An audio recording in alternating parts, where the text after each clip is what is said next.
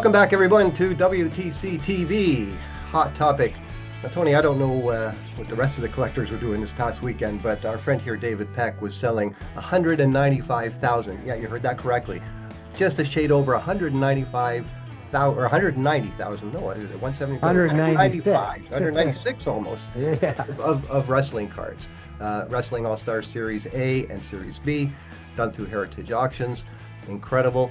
Now, David, I know that Heritage takes their 22 points, and obviously the government's going to want a little taste, but Sure. you made away with a nice, tidy sum for your second All-Star set. Not even your top, but your sort of, I'm sure you got a few of them, but, I'm not going to call it the throwaway set, but the B set. So congratulations to you, sir, on that groundbreaking moment. Tony and I both have a couple of questions for you, but why don't we start off with you telling us about the weekend? How did it all go down? Well, I'm actually just happy it's over.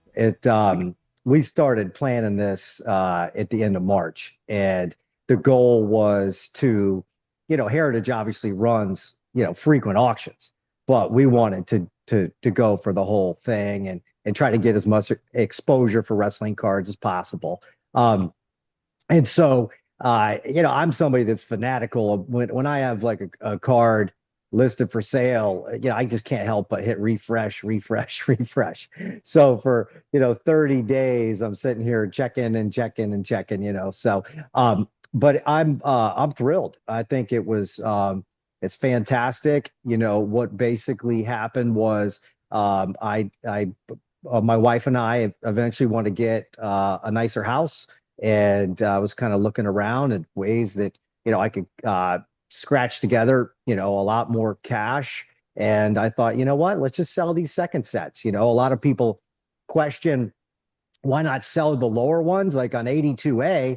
I have close to 13 PSA graded sets.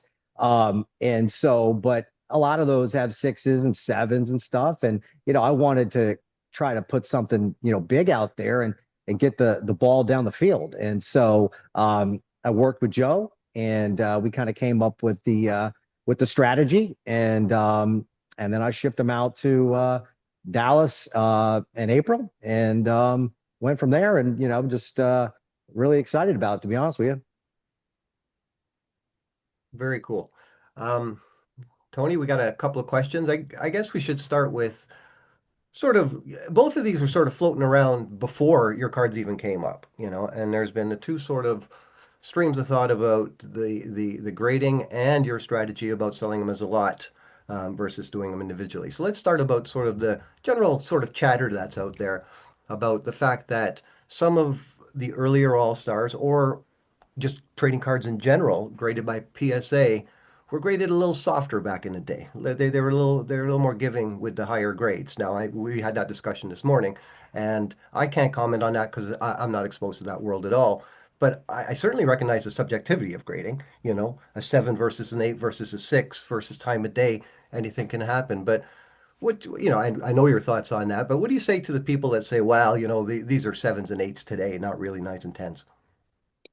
Well, um, the loudest voices on this are pretty new to these cards. And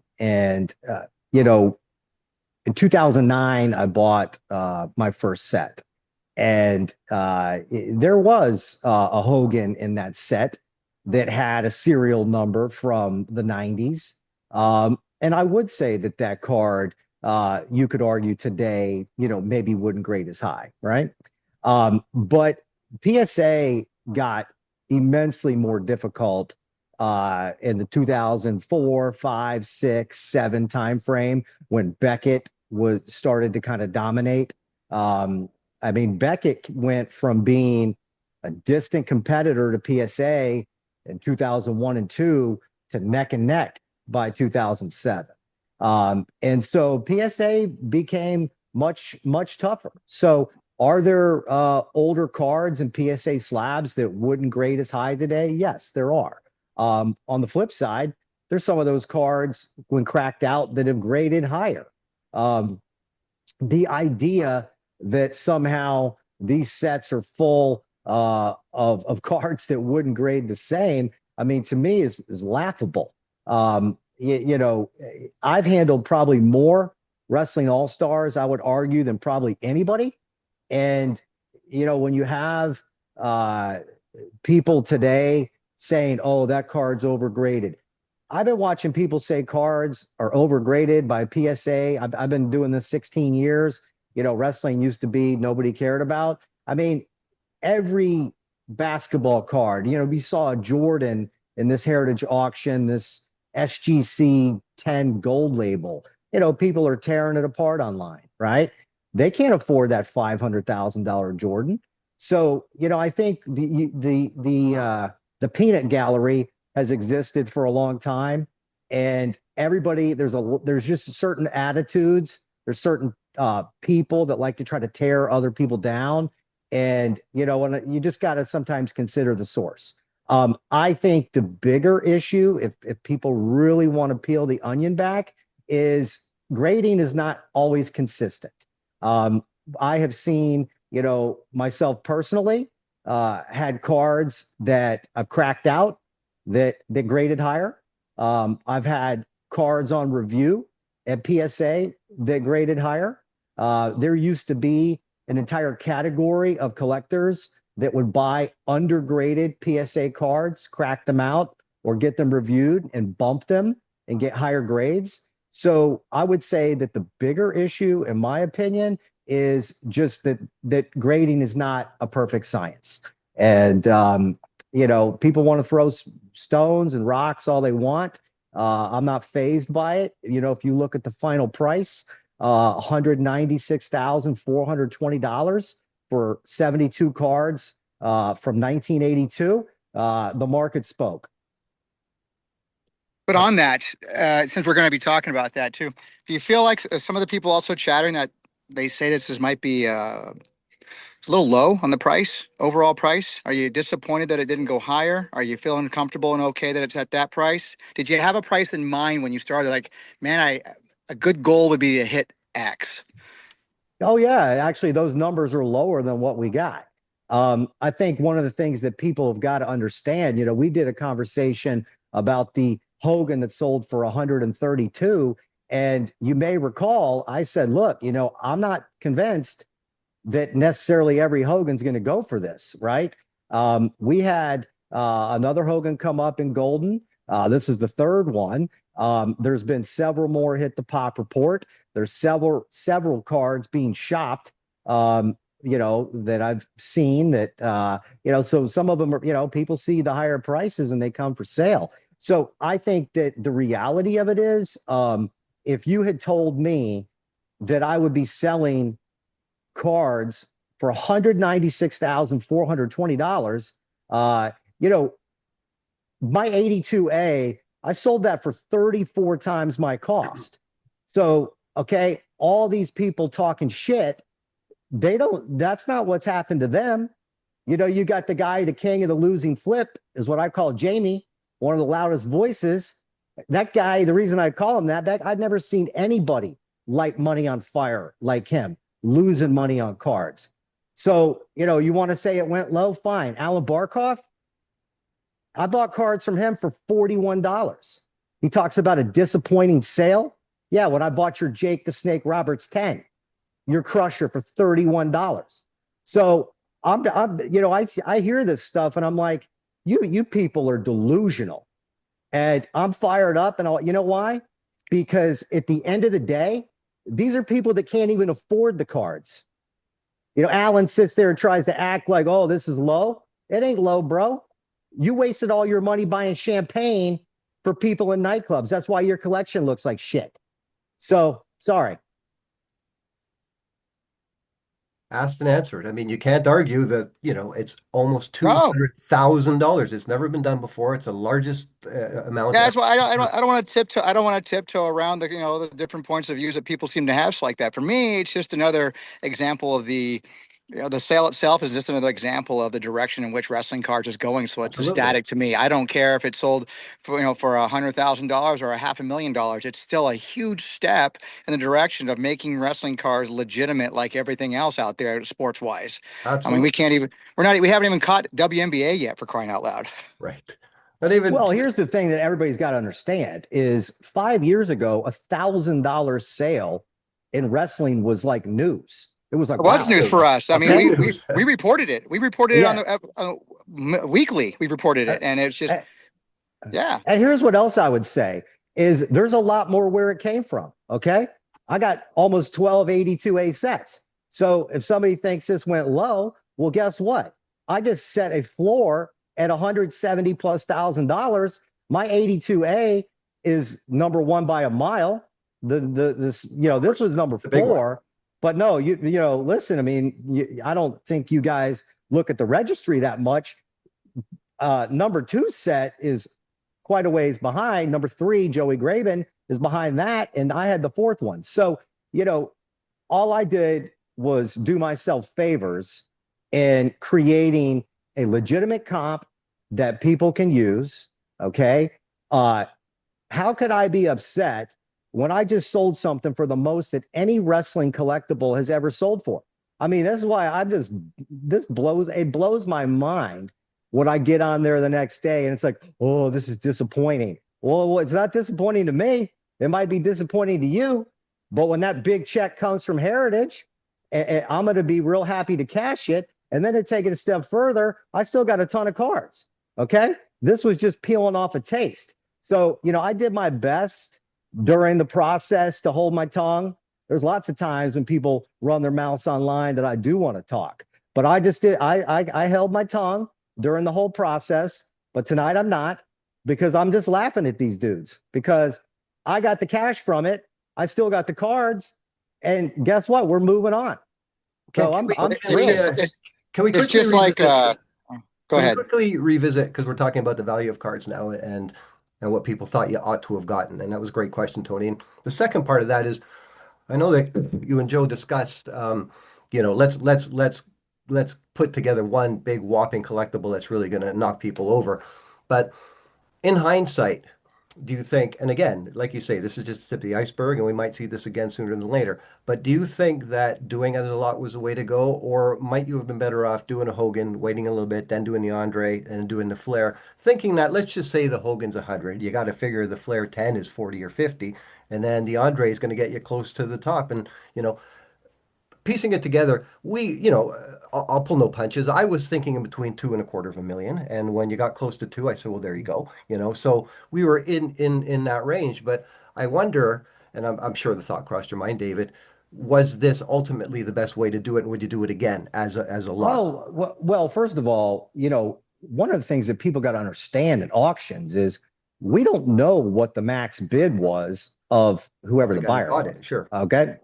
Um, the at the end of the day, if you look inside sets like this, um, there's a lot of variance in the values of some of these cards.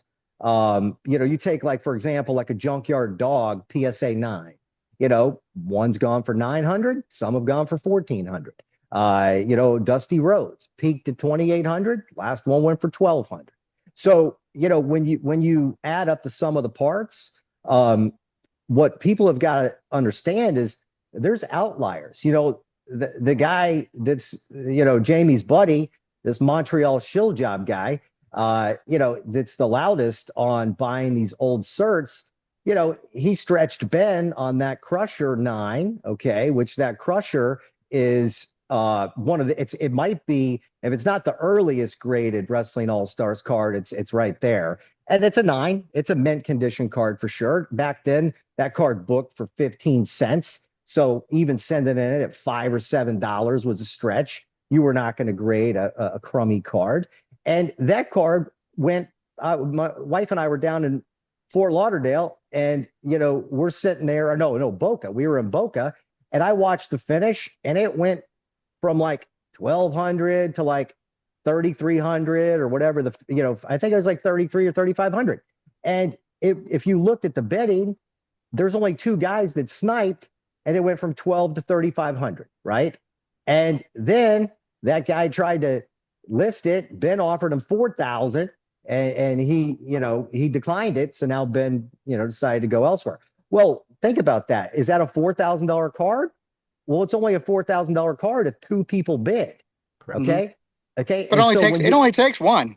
it only takes, yeah. And so if you look at the history of All Stars cards, there's a lot of thin bidding at the top, right? I remember back in the day, early on, everybody said, "Oh, this is a bubble." When me and Joey used to battle it out all the time. And I mean, some of the prices we were paying then now, I mean, are obviously cheap, but the price gap between the top few bidders was huge.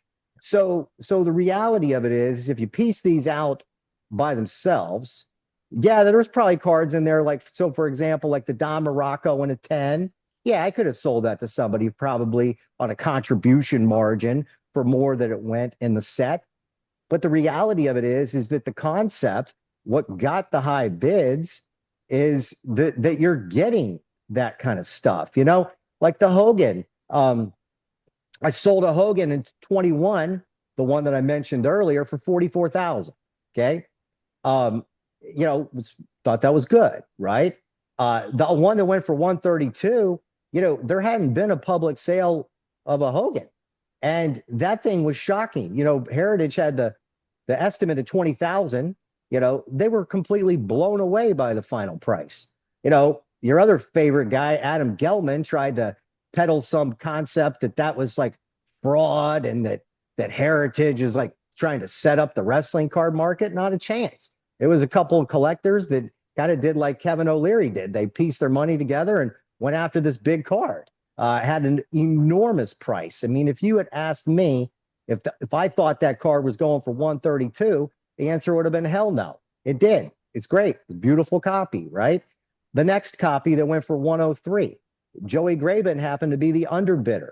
We don't know what that card would have sold for if he hadn't bid where he was at. So I just think at the end of the day, I paid $565 for that Hulk Hogan. I don't know. Maybe it sold low to somebody else. Didn't sell low to me. I mean, the Ric Flair, that was the first four-figure wrestling card ever, at $1,225. Was it worth 40 grand, 50 grand? I don't know. The difference is as a collective, we just basically broke the record for any wrestling collectible in history. I'm sorry. I'm a big picture guy. I mean, Heritage is thrilled. I'm thrilled. And, it is what it is. And 82B, there's a lot of cards in there that unfortunately some of the nines have slipped a lot in value. A Dutch Mantel, for example, it's a relatively tough card. They were going for 460. The last one went for 200. So I think that we need to have realistic expectations on some stuff. And, I'm quite pleased. Well, my friend, Yeah, you've put the work indeed. it's a hit or miss with all this stuff. It's what auctions are about. They're all about hit or miss. It's always about timing, who's viewing, who's got the money to do something like that. It's always been that way. And man, I just spilled my drink over it. Good thing I'm outside. Um, So I'm always excited about it anyways, regardless. I don't give a shit what year the cards are from. It's anything that keeps the hobby going forward. That this niche of wrestling cards is always great. So I'm super excited to see the set sell for what it sold for, whether it be pieced out or a group. Part of the grouping of it is, instead of just buying a la carte, it's part of it is just you're buying the whole thing in one shot. I've never owned the whole set kind of mentality. I want it all now. Let's do it all now instead of buying it piece I know by that piece. mentality well. I hate piecing Yeah. stuff together. Absolutely Yeah. despise it, and I've had to Yeah. So change my ways on that. It's that's just where we're at in this world now. I mean, I think it's just the beginning. It's a good floor now. It's a nice, beautiful floor to establish not only that particular set, but also just the hobby itself right now, because there's so much more that's going to be coming out. That could be possibly coming out that we don't even know. I mean, there's just so much stuff going on right now in the hobby, and I love all of it. I love that we're even talking about it, good, bad, or indifferent. I love just talking about the hobby because it just gets more people infectious about it and want to be part of it. exactly. Well, the thing And is, like Ben said, and like Ben says, let we can shit on each other all we want as Don't shit on the cards. individuals and people, but don't shit on the cards, man. The cards are the cards, and they speak for what we love and what we collect and what we want to see grow. So don't shit on the cards, man. The And cards they didn't have do anything wrong here. no, then they have value, clearly. Yeah, well, hundred the percent. thing also that I'm the most proud of is 16 years ago when I started buying wrestling cards, and I know you gentlemen have been at it longer, but I got it. I helped champion the graded wrestling card movement, arguably more than anybody. And the reality of it is, Heritage would have laughed at selling wrestling cards in the Summer Platinum. Okay. Like, this wasn't an option in the past. It's really a recent phenomenon in the last handful of years. So yeah, when I reached out to them because I was going to sell my Hogan Cosmos on Golden, I didn't like the way I was being treated. So without signing any paperwork over there, I went and talked to Heritage, and I reached out to a guy named Tony Nese, and I like the guy. He's a great guy. First off, same name, great. But he was very, very accommodating. Like, we don't have a lot of wrestling. We've never really done a whole lot of wrestling here for Heritage. And I go, well, I'd be happy to submit my card here, and then you take care of me. I don't know this whole auction thing like this. I've never done it before. And they took good care of me. So I'm happy to see that you actually went with Heritage too, because to me, they're like family to me. They've always been very good. Well, this auction was loaded with cool stuff. The Hogan boots ended up, I think, going for 91,000. The Macho Man robe was 82,000. Ben looks like pulled that in. And listen, I think there's a lot of Johnny come latelys in the wrestling hobby right now. I welcome everybody. Quite frankly, we look back on Panini Prism. I think that was great for wrestling cards. It wasn't good in the sense it created this, divide, but the reality of it is, but in reality is it's been great. Topps Chrome is great for the hobby, right? Yep. I think where I had the biggest sort of disbelief was, the loudest voice of them all was saying in 22 that, graded cards were frowned upon, that older wrestling cards, nobody would ever want them. They'd only want the new shiny stuff. If anything, the exact opposite happened. The new stuff has helped the old stuff. It's like a rising tide lifts all boats. And so at the end of the day, the fact that you were clamoring to buy, Topps Chrome at the National, in 2013, when I went to the National, there was only 3 tables that had wrestling cards, and they had like 1 item. Okay. I saw countless pictures shared on social media of tables that had graded wrestling cards, raw wrestling cards, boxes. The response from Heritage was that wrestling is quote unquote hot. People were looking for it. So I couldn't be happier with where we're at. I'm beyond thrilled that wrestling cards even get a seat at the table, as I call it. The idea that we're arguing or disagreeing in the hobby about almost a $200,000 sale is just mind-boggling to me. I was the first guy to pay more than $1,000 for a wrestling card. If you told me that night that card would be $40,000 or $50,000, I wouldn't have believed it. So, and guess what? I still got another one. And guess what? My 82A, the top set's got an Andre 9 and the only Dusty 10 and the only JYD 10 and the only Bruno 10 and the only Jack Briscoe 10. And the list goes on and on. And so, these haters, I just love it. The Peck derangement syndrome is what everybody calls it. And I find it amusing. So nice. All right, well, let's leave it there, guys. Once again, congratulations, David. Phenomenal accomplishment. I'm sure we'll be doing this again, Congrats. talking about more of your sales before too long anyways. And again, best of luck, and I hope you and Michelle and your house hunting enjoy. That's what I do for a living, so I hope you enjoy that process, and I'm glad that a big chunk of this still goes towards that. Or at least started that anyways. Well, yeah, exactly. We'll see. So, all right, well, fellas, thanks for having me on, and we'll keep on moving on. All right. Nice. We'll see you all soon. Thanks very much, guys.